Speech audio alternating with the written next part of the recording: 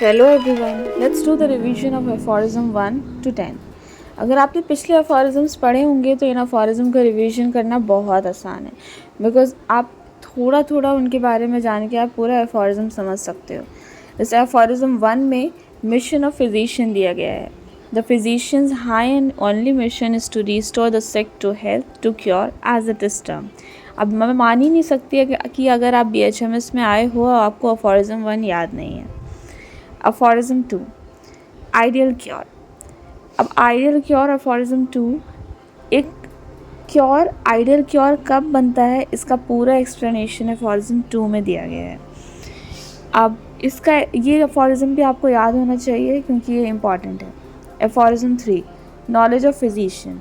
इसमें एक फिजिशियन के पास क्या क्या नॉलेज होनी चाहिए हर पर्सपेक्टिव में कि वो एक पेशेंट को क्योर कर सके, इसके बारे में बताया गया है।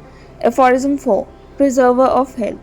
एफोरिज्म 4 में प्रिजर्वर ऑफ हेल्थ मतलब कि फिजिशियन को प्रिजर्वर ऑफ हेल्थ कहा गया है कि एक फिजिशियन रिस्पॉन्सिबल है कि वो एक इंडिविजुअल एक पेशेंट की हेल्थ को वापस से रीस्टोर कर सके।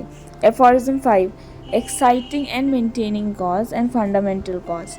जो भी कॉजेज़ होते हैं जिनकी वजह से एक डिज़ीज़ कॉज होता है और एक डिज़ीज़ अराइज होता है, और उन कॉजेज़ की वजह से हम उस डिज़ीज़ को उन्हीं कॉजेज़ को हम हटाते हैं तो वो डिज़ीज़ जो है वो वापस से हट जाता है और हेल्दी स्टेट जो है वो वापस से रीस्टोर हो जाती है।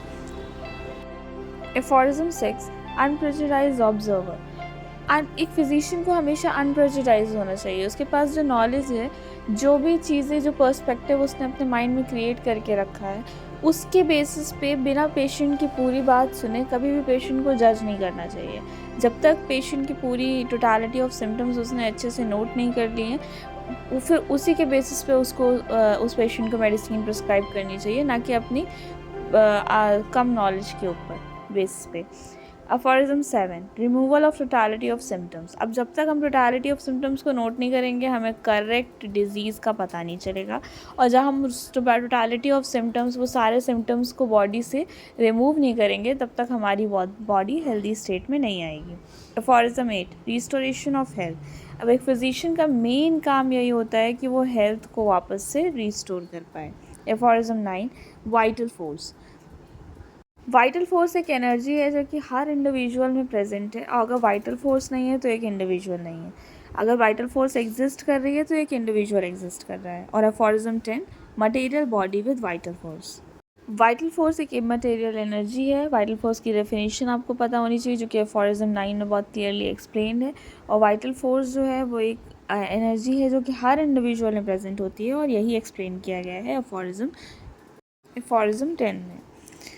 With this I hope all the aphorisms are clear to you. इसका डिटेल्ड एक्सप्लेनेशन चाहिए तो आप पीछे के एफोरिज्म्स को देख सकते हो, पीछे की वीडियोज़ को। Thank you, keep study.